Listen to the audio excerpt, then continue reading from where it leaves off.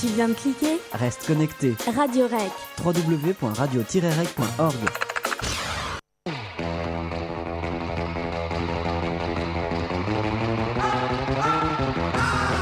Tous les jeudis de 19h30 à 20h30 sur Radio Rec, c'est Ciné Hebdo. Retrouvez toute l'actualité du 7e art, les critiques et les découvertes de nos chroniqueurs. Envie d'aller au cinéma ? Gagnez chaque semaine 2 places pour le film de votre choix au cinéma Le Bijou de Noisy-le-Grand. Bonsoir à toutes, bonsoir à tous, c'est Ciné Hebdo, nous sommes le 26 octobre 2012, je me trompe pas, nous sommes le 26 octobre, il est 18h30, passé de 5 minutes parce qu'on est encore en retard comme d'habitude, mais bon, cette fois c'est 5 minutes, la dernière fois c'était 7 quand même, hein. Ouais, on s'améliore de jour en jour, d'heure en heure, on est bon. Et c'est parti pour une heure de cinéma, d'actualité, de sortie, de box-office et même un petit peu de fesses, on verra si on arrive à en placer un petit peu. Avec moi ce soir Maxime, bonsoir Maxime. Bonsoir Robin, bonsoir à tous et à toutes, voilà. Voilà, c'est tout. De toute façon, on te connaît, on t'aime, on aime bien ta petite bouille. Donc tous les vendredis soirs, chaque semaine à 18h30, c'est Ciné Hebdo en partenariat avec Le Bijou. Je vous rappelle qu'il y a toutes les semaines 2 places à gagner pour le cinéma Le Bijou à Noisy-le-Grand avec la question de la semaine que je dirai en fin d'émission parce que je fais comme Canal, je passe le meilleur à la fin, sinon c'est pas drôle.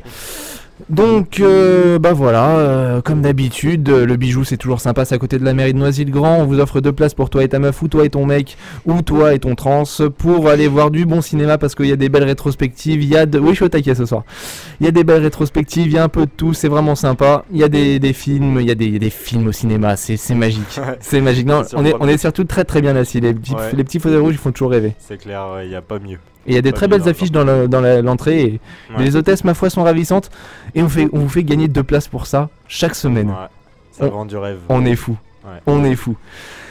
Ce soir le programme avec Maxime, les news Die Hard 5, McClane père et fils, on va avoir du rififi un petit peu à Moscou, si j'ose dire, Les Misérables qui va être long, très long, mais vraiment très très long. Une bataille de réalisateurs pour la suite de X-Men Origins 2, encore une fois des titres à rallonge avec des Origins et préludes et séquelles et x2 multiplié par 3 au cube. En plus, ils avaient même sorti X-Men 2 1.5 entre le 1 et le 2. Je sais pas si tu te souviens. Ah oui, non, je me rappelle pas dessus. Bah, en fait, c'est pas un vrai film, c'était un genre de mi-truc qui reprenait un peu les deux, enfin bref, on verra ça un petit peu. Un joli trailer qui pète tout avec du dubstep et du béton qui s'envole, c'est Iron Man 3 et on verra un petit peu pourquoi Robert Downey Jr. a sûrement la plus belle boucle moustache du cinéma actuel. Le box-office, les sorties, on aura Star 80 et Amour et aussi James Bond. Et aussi James Bond, mais qu'on n'aura pas, on parlera très vite fait parce qu'on en parlera beaucoup plus en détail. La semaine prochaine. Je pense la semaine prochaine, ça sera notre cadeau pour vous et la question de la semaine. Ah bah non, je l'ai dit à la fin. Eh ouais. Donc c'est parti pour les news de la semaine.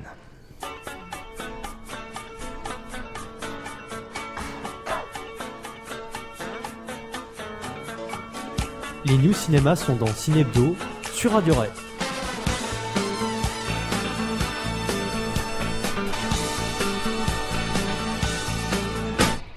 Et tandis qu'il est de plus en plus temps de changer les jingles de cette émission, on va passer à donc ce petit trailer qui est sorti il n'y a pas très très longtemps sur Die Hard 5, A Good Day to Die Hard, donc la fameuse quadrilogie qui va devenir syncologie parce que je sais plus le nom.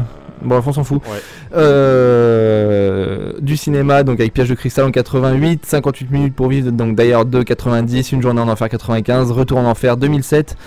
C'est toujours, enfin moi je suis un grand fan des Die Hard en tant que film d'action, c'est quand même quelque chose qui a mêlé gros film d'action bourrin et humour un petit peu sarcastique sur le genre, donc on est toujours friand. Et donc cette fois notre cher John McClane, l'increvable John McClane, après avoir fait sauter des hélicoptères et des aéroports et puis des Hans Gruber à tout va, j'ai envie de dire, Alan Rickman qui est un des plus beaux méchants pour moi de l'histoire, avec un des plus beaux méchants, en tout cas dans le grand cinéma, on va dire, enfin dans le cinéma un peu commun, mais quand même ça reste quelque chose. Hans Gruber là, quand il tombe là, au ralenti de la tour, c'est... Oh là là, puis Jeremy Irons dans le 3, puis Samuel L. Jackson, non, je m'enflamme un petit peu. Donc, ça va se passer à Moscou. où il va retrouver son fils et en gros il va tout faire péter à Moscou. Donc ça a l'air sympa. Le trailer est disponible sur internet, vous cherchez un petit peu. Et en tout cas ça a l'air vraiment bien. Ça sort le 14 février en Amérique du Nord et le 20 février pour nous. Et j'ai envie de dire que du bon. Bah écoute, ouais, que du bon, à mon avis, tant que Bruce Willis sera en vie, John McClane sera en vie. C'est ça. Je pense qu'on va quand même avoir droit aux 5, voire à plus. Ouais. Bah écoute, pourquoi pas, parce que rien que le 4, déjà, on avait eu un peu peur, mine de rien. Ouais. Du retour d'un héros des années 80 comme ça, et bah écoute, il s'était très bien adapté aux nouvelles technologies. Ouais. Grâce à un super Timothy Olyphant en méchant, parce qu'ils savent toujours trouver des bons méchants. Ouais, c'est ça, c'est toujours assez bien mis en scène, toujours assez sympa. Bah écoute, on a hâte. En tout cas, c'est le genre de film qui fera plaisir à voir au cinéma, parce que ça pète toujours dans tous les sens. C'est ça. C'est ça. C'est toujours un grand moment, quoi. Mais en regardant le trailer, ça m'a l'air un petit peu d'être d'une retour aux sources. C'est-à-dire que le 4 avait été un petit peu critiqué pour ce côté, c'est tout plein de gadgets autour de John McClane. Ouais. Et là, ça ressemble un petit peu à du John McClane, c'est un peu pieds nus, tout seul dans son ascenseur. Ça m'a fait rappeler un petit peu la scène dans Die Hard 1. On retrouve un petit peu John McClane tout seul contre tous avec ses pieds et ses poings. Et puis c'est super yippee motherfucker. Enfin bref. Tu vois, je pense qu'on va retrouver un petit peu un retour aux sources, un préquel sans le dire, j'ai l'impression. C'est pour ça que les producteurs l'ont expatrié à Moscou, parce que les producteurs américains doivent penser qu'à Moscou c'est encore le temps de l'URSS. Voilà, ouais, bah écoute. Il n'y a plus de gadgets. C'est ça. Donc voilà. C'est ça. Puis bon, c'est pas trop loin, on sait qu'il aime pas trop l'avion, notre cher John. C'est vrai.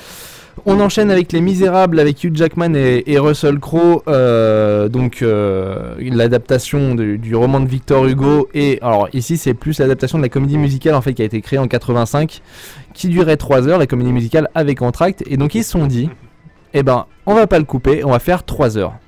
Et donc ça va être encore plus long finalement que The Hobbit qui va sortir aussi dans pas trop longtemps. Donc ça sera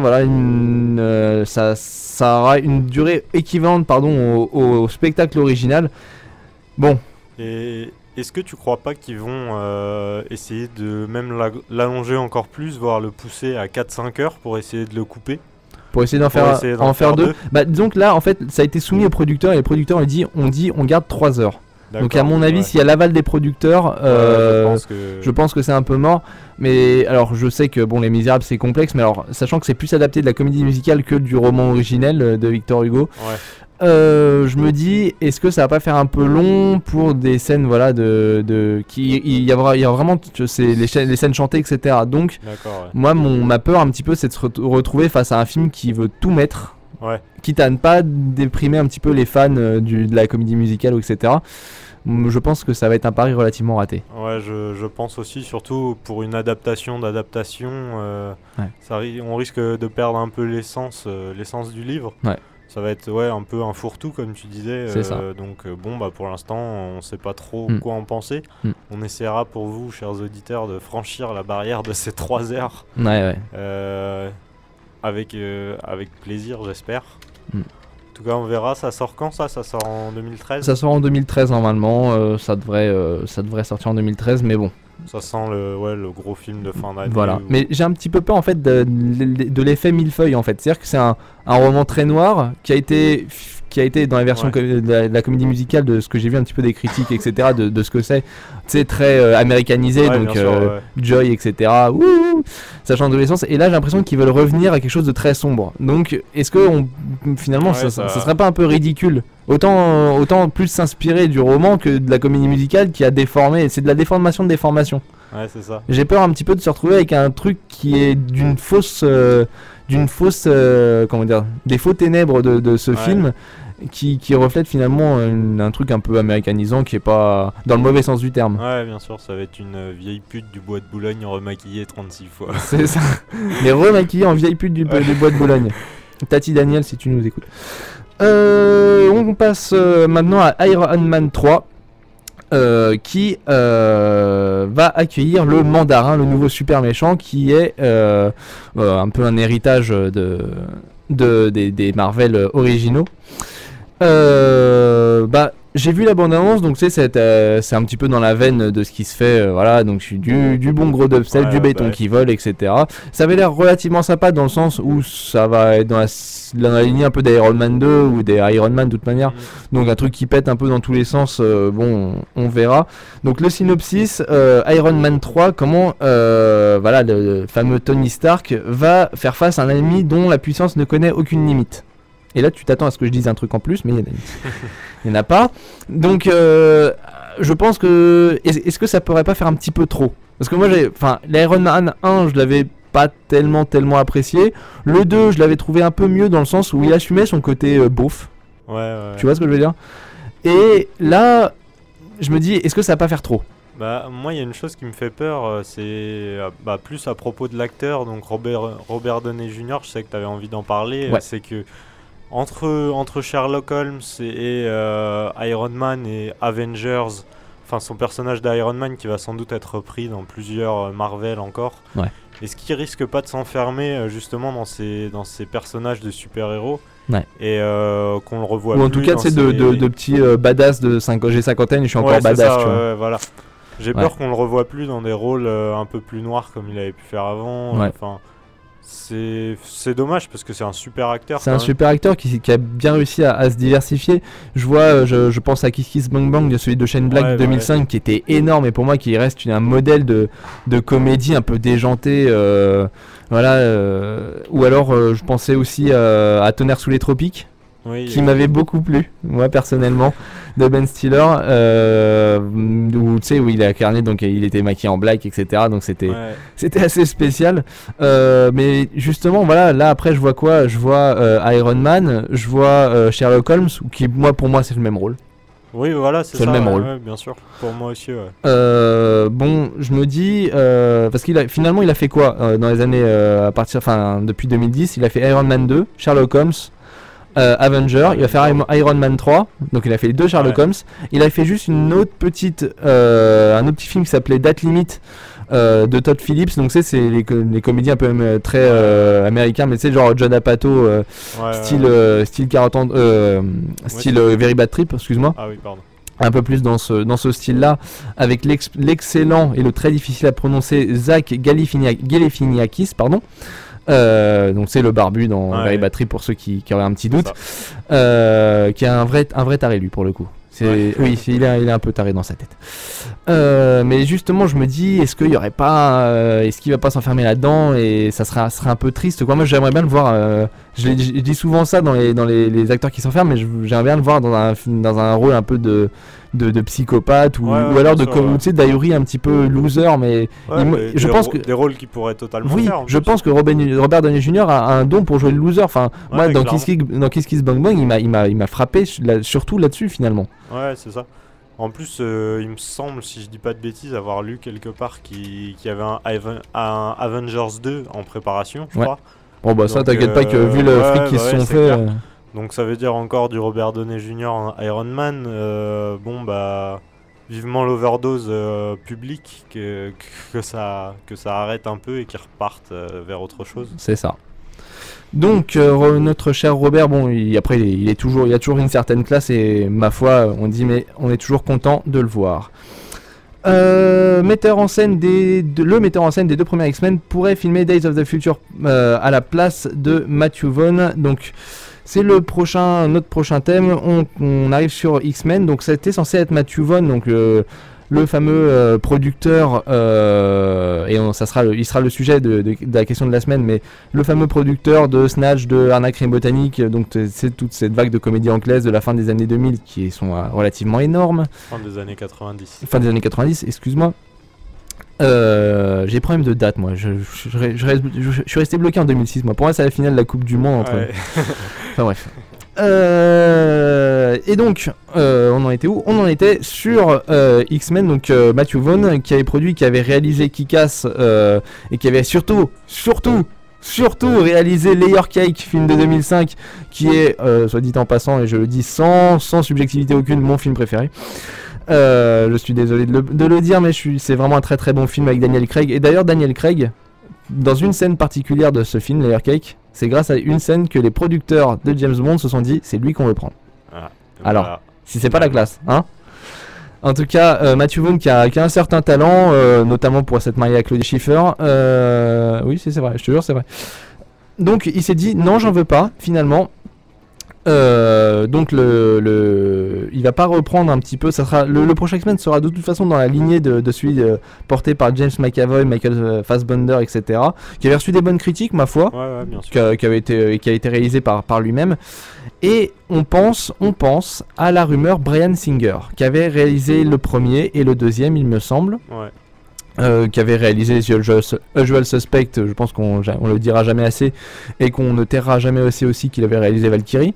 Je sais pas si tu l'as vu, Valkyrie. Non, mais je vois ce que c'est. Avec Tom Cruise sur l'attentat contre Hitler, etc. En fait, il y a des films complexes qui sont très très bons grâce à leur complexité. C'est-à-dire que tu te dis, tu sais, ça va en profondeur, etc. Et il y a des films dont clairement ils savaient pas trop quoi faire, et donc ils se sont dit en fait c'est comme s'ils avaient pris toutes leurs idées, ils avaient foutu sur un tableau en reliant plein de fils entre, et en les mêlant un petit peu en se disant bon, on va balancer ça tout ce qu'on a, et on va voir et ça donne un film vraiment brouillon où, ma foi, j'ai lu 2-3 critiques qui disaient que Tom Cruise sauvait un petit peu le film, pas du tout. Tu sais, bon. Pour vanner aussi, Bryan Singer, il a aussi fait Superman Returns. Oui. Tu te rappelles? Ouh là là. Comme quoi on peut passer d'un qui avait été vanné dans Ted, justement, ce film-là. Oui, exactement. Tu nous en avais parlé il y a 2 semaines. Ouais. Donc voilà. Qui peut passer du tout, rien. Ouais, c'est ça. Donc, est-ce que c'est une bonne nouvelle pour X-Men? On sait pas. On sait pas trop quoi dire. Je sais pas. Après, je pense parce que j'ai du mal à me dire véritablement quel futur, parce que Bryan Singer semble s'être un petit peu enfermé dans la recherche d'un sensationnalisme qu'il n'arrive pas à gérer. Je le trouvais très très bon justement quand il faisait des plans des losers un petit peu, ou tu sais, ce monde un peu quotidien. Moi j'aimais bien. Mais là, depuis il est pas fait. Je pense vraiment pas qu'il soit fait pour les blockbusters, ce type. Et puis surtout que de ce que je vois là, il a plusieurs projets en cours, dont 2 films pour 2012 et 2013. Ouais. Donc celui de 2012, j'imagine qu'il a conclu le tournage. Ouais. Mais celui de 2013, j'imagine qu'il doit être dedans. Donc X-Men le prochain là, c'est pour 2013 aussi, j'imagine, pour l'été. Ouais. Est-ce que ça va pas faire beaucoup pour un mec qui justement a un peu de mal à gérer les blockbusters? Bon, après voilà, il y a de grandes chances que ça soit un succès au box-office et que le grand public ne le retienne pas vraiment, mais aille voir quand même le film. Donc est-ce que c'est une bonne nouvelle pour la critique et pour les passionnés de cinéma? On vous dira ça dans quelques mois. Ouais. Mais je pense que le mieux qu'il puisse faire, c'est un blockbuster assumé. Ouais, je doute qu'il puisse véritablement nous pondre un film un peu profond avec X-Men. Bon, on verra. Écoute Maxime, je te propose de faire une petite pause musicale et on se retrouve juste après pour le box-office, les sorties de la semaine, etc. Ça roule. Bon, tant mieux. Donc je vais passer un petit extrait de The Road Goes On Forever de High Contrast. C'est sorti en 2012 sur l'album The Agony and the Ecstasy. C'est de la drum and bass et j'aime beaucoup. On se retrouve juste après. Bisous.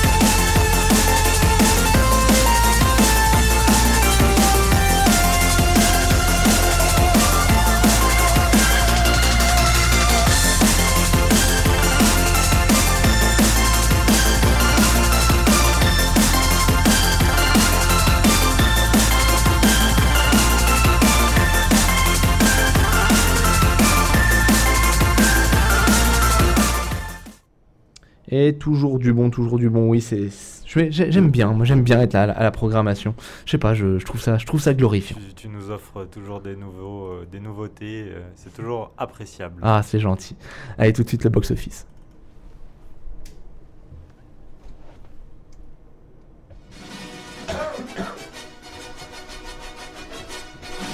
Cinebdo, le box-office.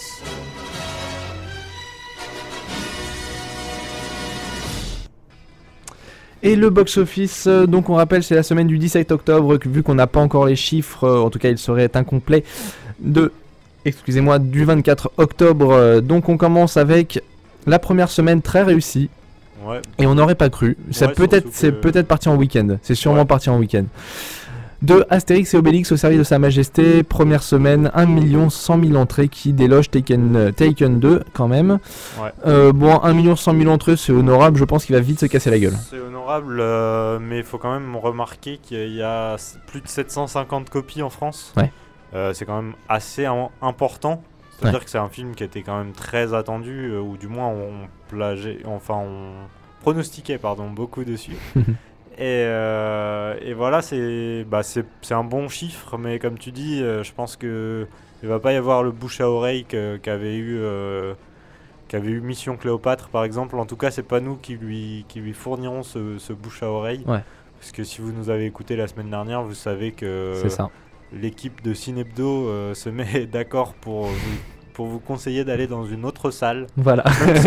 Si actuellement vous avez déjà acheté le billet, changez de salle. Changez vite. Changez vite. Et voilà, vous perdrez pas grand chose. De toute façon, voilà, pour ceux qui avaient raté et qui se disent mais pourquoi il dit ça, mais pourquoi pour ceux qui avaient dit, qui pensaient, je rappelle que Radio-Rec, radio-recc.fr, vous allez sur la news du Cinebdo de la semaine dernière, donc ça tape le 19 octobre. Ouais, ou dans l'onglet podcast, voilà. Tout ce qu'il faut. Voilà, c'est ça. Et il y a le podcast vidéo, le podcast audio. Si vous avez un peu de temps, si vous en avez moins, vous pouvez mettre ça en fond et vous entendez ce qu'on a dit sur ce film. En gros, il était pas terrible, même il était relativement mauvais. Il échouait sur presque toutes ses tentatives. Vraiment pas bon. Une grosse déception. Pas bon. Et un très très mauvais Lacoste. Deuxième, Taken 2, je pense qu'on en aura assez parlé. Troisième semaine, 400 000, 2 300 000 entrées. Bah tant mieux pour. J'ai envie de dire tant mieux pour lui. Ouais. Voilà, je ne l'ai pas vu, mais tant mieux pour lui. Ouais, carrément, c'est un bon chiffre. Voilà, comme tu as dit, on en a vachement parlé déjà pour dire qu'on a quand même été assez surpris. Mais bon, il reste quand même 500, presque 600 même copies en salle. Pour une troisième semaine, c'est quand même encore beaucoup. Ouais. Donc voilà, tant mieux. Il va continuer son petit bonhomme de chemin. Je pense qu'il va taper les 3 millions d'entrées. Oui. Et ce sera un bon succès, quoi. Ouais, 3 millions, c'est quand même pas mal. Je vois. Il y a beaucoup qui. Men in Black 3 ne l'a pas fait. Ouais, Men in Black 3 s'est arrêté à 2 millions. Donc on est qu'en troisième semaine. Je pense qu'on va le commenter assez souvent. Troisième tête, deuxième semaine, 300 000 entrées pour un cumul à 718 000 pour 340 copies, 350, c'est honorable. Ouais, c'est honorable, je pense qu'il a chopé son public. Pareil, ça va commencer à redescendre. Oui. Parce qu'il a eu son public, qui est mine de rien un public assez limité quand même. Ouais. Mais je pense qu'il y a eu du bon bouche à oreille dans le sens où il y a eu 400 000 entrées, là il y en a 300 000, donc tu vois, c'est que ça a marché. Ouais, tu vois, il y a eu un bon feeling. Il y avait une bonne com sur les réseaux sociaux. Je pense que le film a été amorti, que ça a été un bon succès. En plus, on en avait parlé la semaine dernière, ça avait été un très très gros succès aux États-Unis. Ouais. Donc voilà, tant mieux pour eux aussi. Tant mieux pour eux aussi, et pour le coup, vraiment un très très bon film de Seth MacFarlane, donc je rappelle, par le créateur d'American Dad, Les Griffins, The Cleveland Show. Si vous êtes un petit peu, si vous traînez sur la TNT le week-end ou un peu le soir, vous êtes obligé de connaître, ou le midi, vous êtes obligé de connaître. Et un très très bon film, des vannes qui marchent cette fois, vraiment un très très bon film, de bons acteurs, des répliques qui risquent de devenir assez cultes, je pense, en tout cas dans la petite bulle, voilà, de ces jeunes spectateurs, enfin quand je dis jeunes, les jeunes adultes quoi. Donc un bon signe. Quatrième dans la maison, deuxième semaine à 280 000 entrées, cumul à 687 000. Ouais, c'est pas mal aussi. Écoute, je pense qu'ils en attendaient pas autant déjà pour la première semaine, je pense, qu'ils avaient fait une belle semaine à 400 voire 500 000 entrées. Ouais. C'était un très bon film, porté par Fabrice Lucchini notamment, Ouais. et le jeune acteur dont j'ai oublié le nom, Je te retrouve ça. qui je crois est Ernest Humauer, si je dis pas de bêtises, Ok. mais voilà, c'était un très bon film. C'est exactement ça. Merci, c'était donc un très bon film qui aussi a trouvé son public, qui je pense va disparaître un peu plus vite que d'autres parce que c'est souvent le cas avec les films français, c'est-à-dire que ça dépasse rarement les 3-4 semaines en salle. Ouais. Mais bon, du moins dans les salles de banlieue quoi. Oui. Mais voilà, c'est un film qui va continuer son bonhomme de chemin avec les sorties en province aussi, où il devrait avoir un peu de succès. Ouais. Donc voilà, félicitations à eux aussi, encore une fois. Exactement. 5e, Les Seigneurs, 4e semaine, avec 220 000 entrées pour un cumul à 2 400 000. Ouais. Félicitations pour l'arnaque. Voilà, et là par contre, je suis pas content pour eux. Hein. C'est pas bien. Ouais, non, c'est vrai qu'on en avait parlé, c'était pas un film terrible, Non. C'était même un film mauvais. Ouais. Au final, si vous hésitez entre Astérix et Les Seigneurs, allez voir autre chose. Ouais. Restez chez vous. Ouais, restez chez vous. Si on est bien chez soi aussi. Ouais, le dimanche soir, il y a des films sympas. Voilà, il y a des séries Prenez qui sont pas la vachement tête, bien ouais. en ce moment. C'est ça. Voilà. Prenez pas la tête à aller au cinéma. Mais Il non. fait moche Pourquoi les dehors. gens ils vont au cinéma? Allez, je me barre. Bon, allez, non. On continue, c'est bien le cinéma. 6e, Clochette et le secret des fées, 2e semaine à 175 000 entrées, bon ça on passe. 7e, On arrive à... 7e. Est-ce que Robin, vas-tu redire ton gimmick? C'est bien le cinéma. Est-ce que tu es motivé par cette 7e position de Bachelorette qui en première semaine fait quand même 100 000 entrées? Qu'est-ce que ça te fait de savoir que tu as été dans cette 100 000? Non, arrête. Non, c'est dur. C'est dur. Alors je présente techniquement le film, donc Bachelorette, qui est un film de Leslie Headland. C'est son premier film avec Kirsten Dunst, Rebel Wilson, Lily Kaplan et Adam Scott. Il n'est pas crédité en tant qu'acteur principal, mais c'est un acteur que j'aimais bien en plus, qui était dans la série Parks and Recreation avec Amy Poehler, qui est une très très bonne série de type The Office avec des regards caméra. J'en dis pas plus. Qui dure 1h27 et c'est peut-être son point positif, c'est qu'il est pas trop long. Et donc finalement c'est quoi? C'est Regan, Jenna et Katie qui étaient un petit peu les biatchs du lycée, qui se retrouvent en fait finalement dans le mariage de Becky, la grosse. Voilà, et donc elles se disent mais c'est pas possible, elle se marie avant moi, en plus son mec il est super beau, etc. Et donc c'est une plongée un petit peu dans le, comment dire, dans les morales des biatchs de magazine. Où alors je pense que en fait au bout de la 10e minute déjà ça part en on va se faire de la coke, ouh, tu vois, ça a été dit. Est-ce que ça va éviter l'écueil de ouh? Voilà, et ben non, c'est ça. Et donc on est sur 3 dont notamment je n'ai plus son nom là comme ça en tête, mais Amy Ryan, c'est ça, qui est particulièrement infernal dans le film. C'est la biatch qui comprend pas, qu'elle a la bouche ouverte, qui a une bonne banane. Mais c'est véritablement affreux. C'est une espèce de vieille montée dans un comment dire, une espèce de vieux plagiat, de tentative de plagiat, voilà, de very bad trip un petit peu. Mais genre, mais sauf que ça marche pas, mais c'est nul. Ouais, ça sera en fait une espèce d'ode à la liberté des femmes, et au final c'est totalement. Alors que c'est l'inverse, c'est ça. Ça les fait passer pour des cruches qui ne veulent que se marier. Le petit rectificatif, excusez-moi, c'est pas Amy Ryan, elle se ressemble c'est Isla Fisher. Mais véritablement, on se demande pourquoi Kirsten Dunst a joué là-dedans. Ouais, c'est vrai. Pourquoi est-elle tombée si bas? C'est peut-être après son passage chez Lars von Trier l'année dernière, elle s'est dit bon, j'ai fait un truc bien con. Un peu plus. Elle a voulu être une de ces filles qui dit wouh. Voilà, et bah non, faut vraiment pas. C'est ça. Mais vraiment, c'est d'un conformisme terrible et c'est vraiment c'est affligeant quoi. C'est une beaufrie, j'ai envie de dire, c'est une beaufrie sans nom. Et il y a, en fait, je pense que ça a tenté un petit peu un croisement entre Very Bad Trip et Mes meilleurs amis.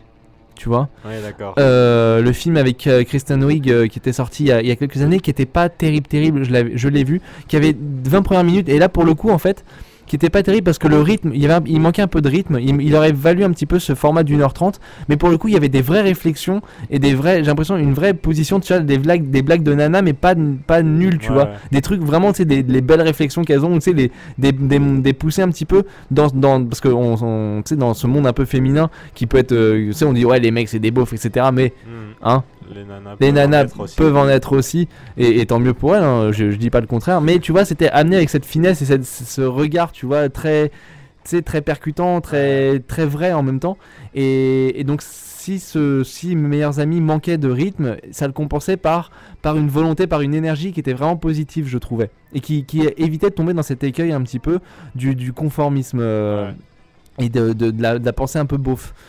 Et ma foi, là on se retrouve avec une débilité ambulante, et je pense franchement personne n'arrive dans la salle. C'est même plus des blagues caca-prout, c'est des blagues vomi-coke. Ouais, ok, ouais. Et tu te dis mais dans quoi tu vis, quoi. Par expérience, Radio Rec vous conseille donc d'y aller avec quelqu'un pour rouler des pelles. C'est ça. C'est voilà. ça. Non, faites autre chose pareil. N'allez. Mais ça fait déjà 3 salles qu'on blinde là. Ouais, c'est vrai que. Enfin bref. Restez chez vous, surtout que visiblement la 8ème position, ça va être à peu près la même idée. C'est ça. Avec un film où tu as aussi fait partie des spectateurs en première semaine, c'est 92 000 spectateurs qui sont allés voir Paperboy. Ouais. Bah cette fois. As-tu encore assez de haine en toi? C'est quoi? Limite, j'ai même plus envie. On vous renvoie au podcast de la semaine dernière aussi où Robin vous a raconté un petit peu le film. Voilà, mais est-ce que je le fais? Vraiment, est-ce que je le fais? Ça sert à rien. Ça sert à rien. C'est nécessaire. Mais pourquoi t'es là, John Cusack? Pourquoi tu fais ça? Tu m'énerves. Ouais. Et voilà, pourtant c'est un bon acteur. Et Matthew McConaughey, j'ai jamais vu aussi con. Nicole Kidman qui joue la pupute, tu sais, un peu beau, un peu beauf, non justement, un peu aristo. Nicole Kidman, j'ai l'impression que c'est notre la boum là, comment ça s'appelle? Sophie Marceau. C'est un peu Sophie Marceau australienne, tu sais. Ouais. Elle me saoule. Elle me saoule. Voilà, bon, Zac Efron. Voilà, et je pense qu'on va passer au 10ème parce que j'en peux plus. Non, vraiment, je passe parce que ça sert à rien de parler de ce genre de film, quoi. 9ème Kirikou et les hommes et les femmes. Bah allez voir Kirikou. Allez voir Kirikou. Bordel, allez voir. Plus. Bah ouais, Kirikou, il a 91 000 le pauvre en 3ème semaine. Bon. Presque 500 000 entrées. Pour un film d'anime un peu adulte. Pour un film d'anime, ça passe. Allez. Il va vite sortir du classement à mon avis parce que là les grosses productions DreamWorks et Disney arrivent au galop. Ouais. Les gros films de Noël, quoi. Donc. Ouais. Bon bah un bon score quand même, mais voilà, allez voir Kirikou plutôt que d'aller voir, je pense. Allez voir toutes ces conneries là. Et 10ème, Les Saveurs du Palais, dont on ne parlera pas parce que Catherine Fro fait toujours le même rôle depuis 2002. Et je tiens à préciser l'entrée en 17ème position, donc c'était un très petit film, il a été passé dans 70 copies, mais pour 70 copies, c'est rare de voir un film à moins de 100 copies. Passer un petit peu dans le box-office, c'est In Another Country, un film sud-coréen, c'est ça? Ouais, c'est ça. Avec 30 000 entrées, dont j'invite les auditeurs à aller voir un petit peu ce qu'on avait dit Maxime sur le podcast radio-recc.fr, vous allez sur l'onglet podcast et vous trouvez le Cinébdo du 19 octobre et c'est là qu'on en parle. Ma foi, on a fini le box-office. On va passer aux sorties de la semaine.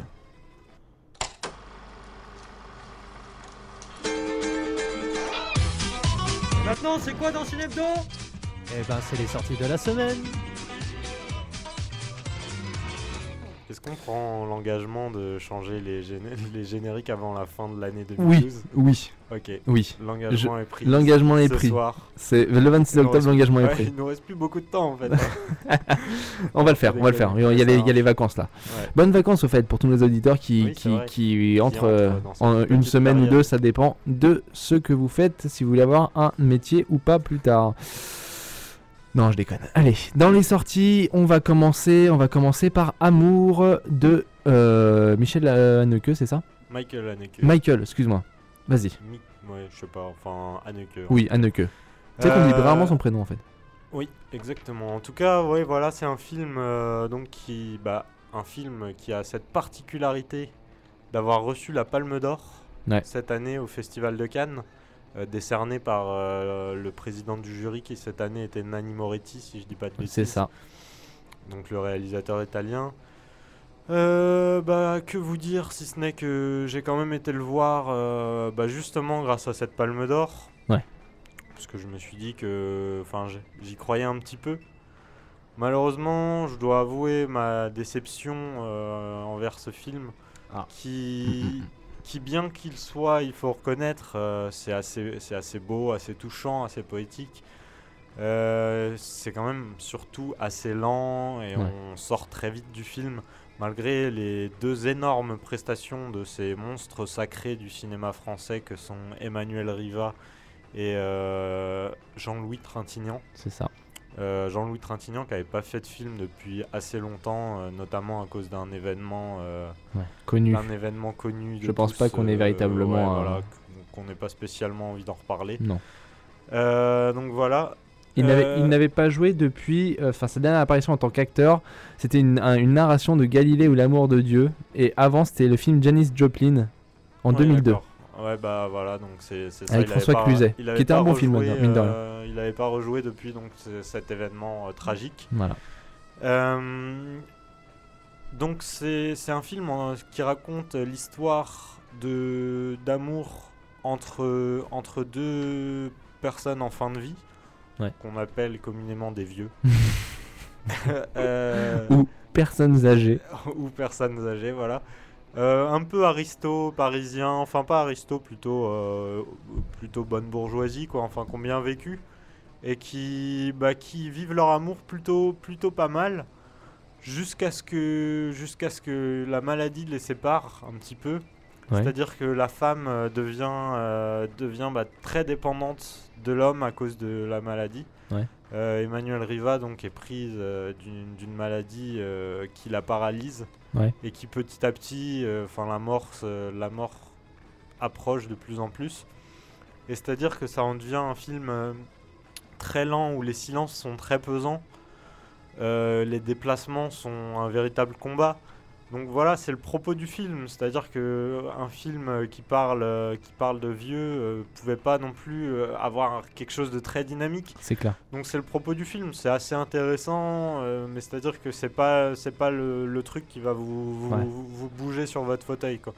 Je suppose que techniquement, niveau des plans, c'est relativement posé. C'est ça, c'est des plans. Il y aura des couleurs ternes un peu, non ? Voilà, c'est assez terne. Tout se passe dans un appartement parisien qui, malgré qu'il soit grand, en est presque d'autant plus froid par ce manque de vie, quoi.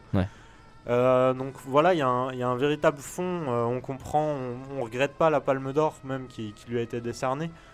Ça reste un hommage à la vieillesse. Je sais pas si je peux dire ça comme ça, mais en tout cas je le dis. Oui. Un hommage à ces couples qui sont séparés par la maladie, par la mort, parfois même directement. Les acteurs sont assez poignants. Voilà, maintenant comme je vous dis, c'est assez dur de rentrer dans le film parce que c'est très long, très lent. Et encore une fois, est-ce que c'est une critique qui vaut d'être faite, puisque c'est vraiment le propos du film.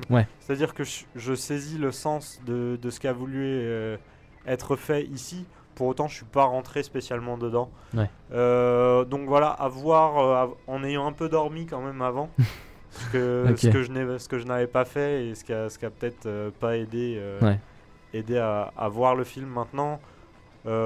Si vous avez quelque chose à aller voir au cinéma, plutôt qu'Astérix et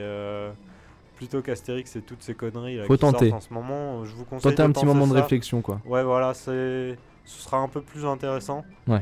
Maintenant, si vous avez déjà vu d'autres films d'Haneke et que vous n'êtes pas passionné par ce rythme-là, comme on a dit tout à l'heure, restez chez vous. Et je me disais, est-ce que tu parlais d'un appartement, de ces 2 acteurs, de ce cadre terne un petit peu, est-ce que ça se limite à eux-mêmes ou est-ce qu'il y a un petit peu de vie qui vient passer? Est-ce qu'il y a d'autres personnages qui viennent agrémenter un petit peu? Parce que je me disais, si on reste un petit peu sur les 2 personnages, ça risque d'être vraiment, vraiment ennuyant pour eux. Il y a un tout petit peu de vie à passer qui rappelle justement à quel point la vie perdue par ce couple est encore plus douloureuse, quoi.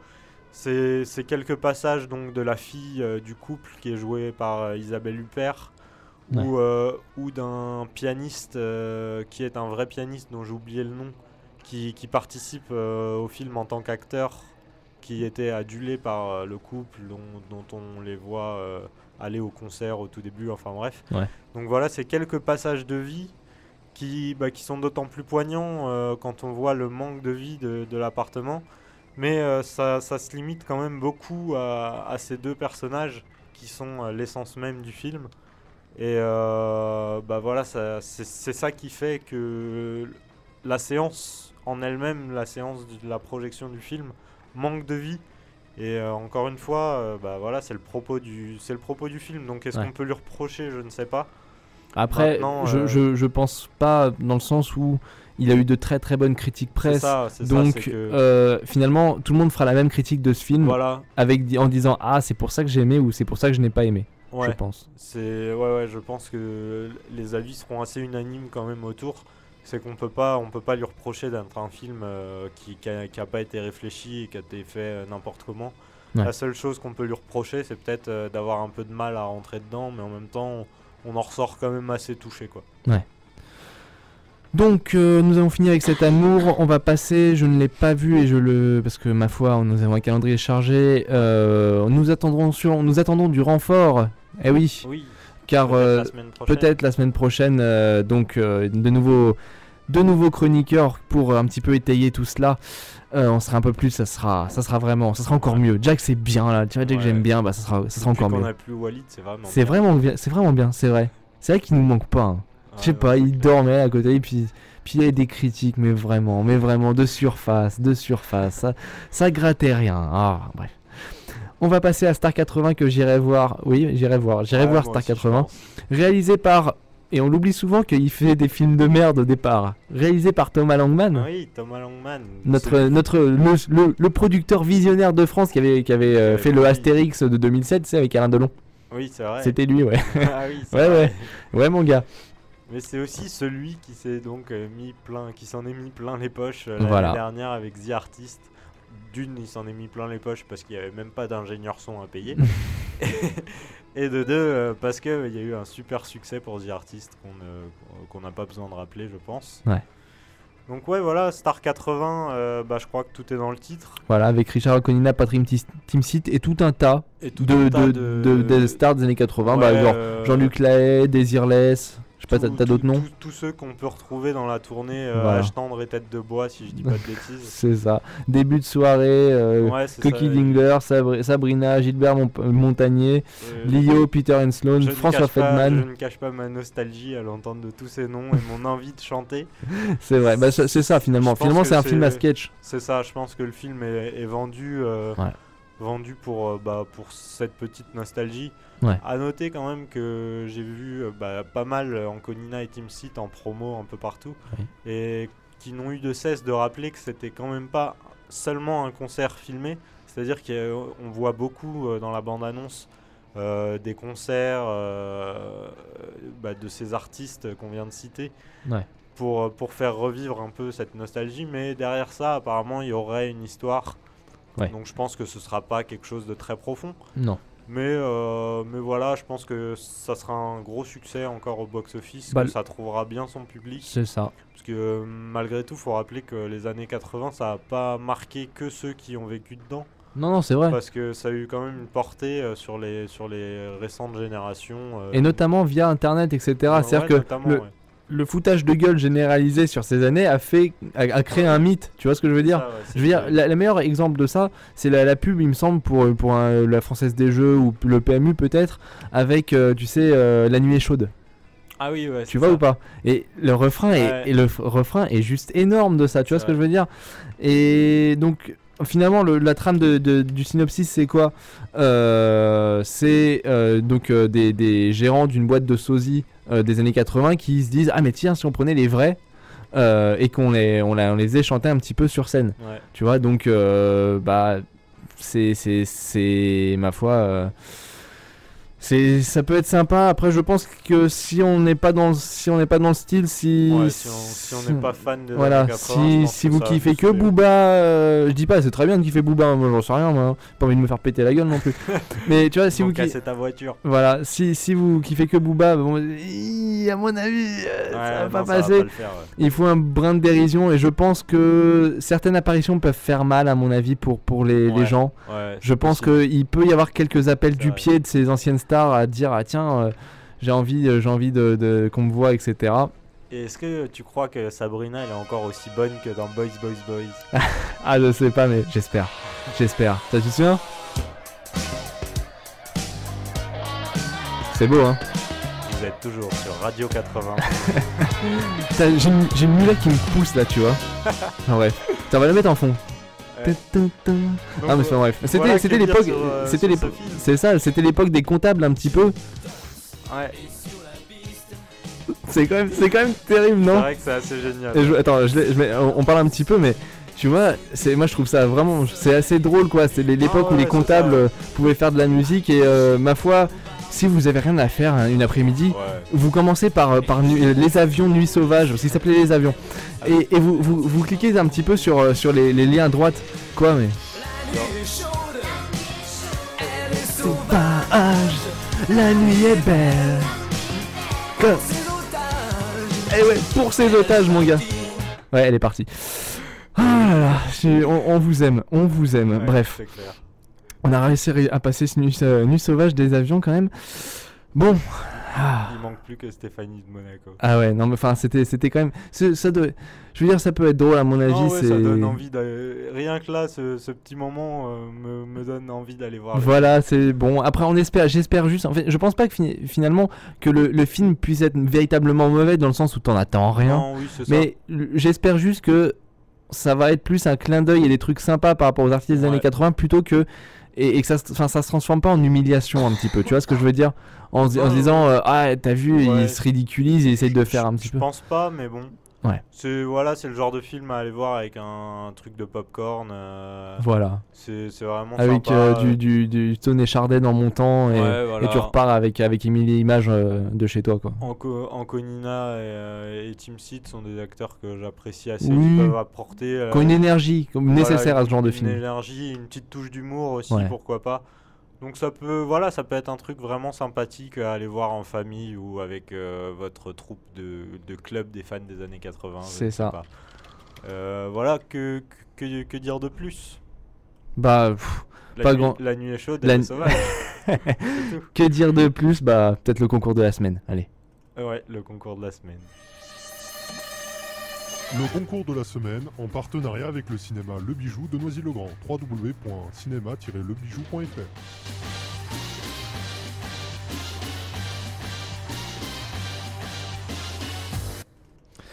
Et donc la question de la semaine qui va pouvoir vous permettre de remporter chaque semaine, et donc cette semaine, 2 places pour le cinéma Le Bijou à Noisy-le-Grand, à côté de la mairie. C'est parti. Donc la question de la semaine est: quel film réalisé par Guy Ritchie en 1998 Matthew Vaughn a-t-il produit? La réponse se trouve peut-être dans l'émission d'aujourd'hui. Oui. J'avais pas dit le nom exprès tout à l'heure. Quel film réalisé par Guy Ritchie en 1998 Matthew Vaughn a-t-il produit? D'ailleurs, si je l'ai dit, il va falloir réécouter attentivement. Il va falloir réécouter attentivement. Tout ça pour gagner, ma foi, deux places. Pour ce grand cinéma qui est le cinéma du Bijou. Ouais.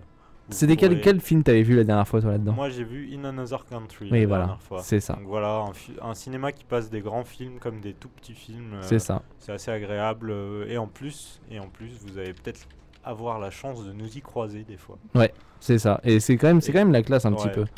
Je veux dire, on le dit pas assez mais on est souvent interpellé dans la rue. C'est bien vous qui faites Cinebdo. C'est ça. Ça devient gênant mais bon. Ouais mais c'est nous quoi. C'est ça. Enfin bref.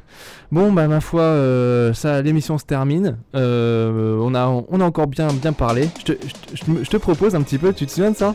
Rick Astley, Never Gonna Give You Up, c'était un petit peu le phénomène internet et il y a 54 millions de vues de ça. C'était une chanson un petit peu fin des années 70, début des années 80. Et ma foi, la première fois que t'écoutes, tu te dis mais c'est pas possible, c'est un peu dégueulasse et t'entends la voix qu'il a le mec, écoute. Et ouais mon gars. C'est magique. Ouais. Moi mon rêve c'est de faire l'amour à Colin Farrell sur cette chanson.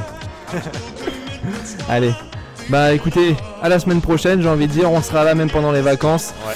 Et bah profitez, dansez sur les années 80, faites-vous des boom parties, faites-vous tout, faites péter les cookies, faites péter la rondelle un petit peu si vous êtes un peu au taquet. Never gonna get you down. Bref, allez, c'est parti. On vous laisse là-dessus et puis à tout à l'heure avec Score Plus. Allez, gros bisous et à la semaine prochaine.